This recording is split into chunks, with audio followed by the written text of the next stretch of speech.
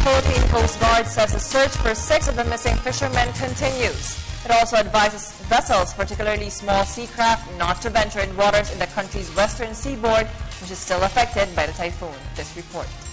Philippine Coast Guard are still looking for the 6 fishermen who were reportedly missing up to now after their boat capsized.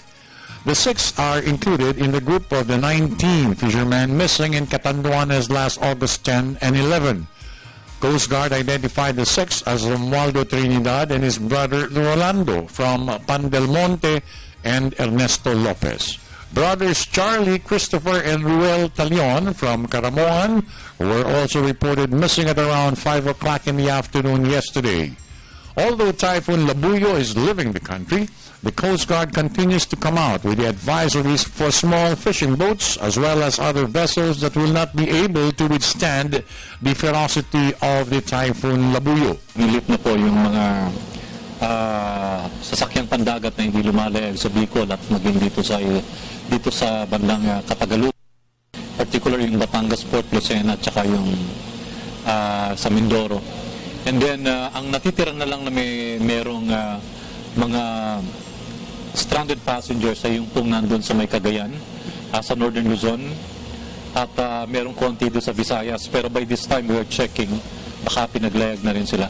Meanwhile, Coast Guard is one in the investigation of the origin of the leak along the coastal towns in Rosario, Cavite, which has affected 15 barangays in the area of Rosario.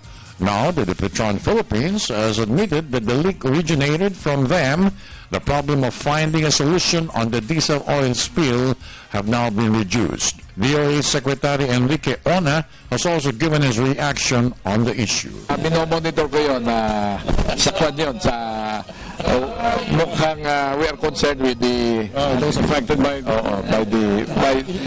dapat walang swimming dapat doon. Nagkaroon ng water test at natukoy na nga natin na galing sa pipe ng Petron yung leak. So ngayon lang ginagawa ay dinodocument na lang para lang mas sigurado na yung butas at para magiging kasama yun dun sa investigation na gagawin natin. For the People's Television, I'm Noel Perfecto.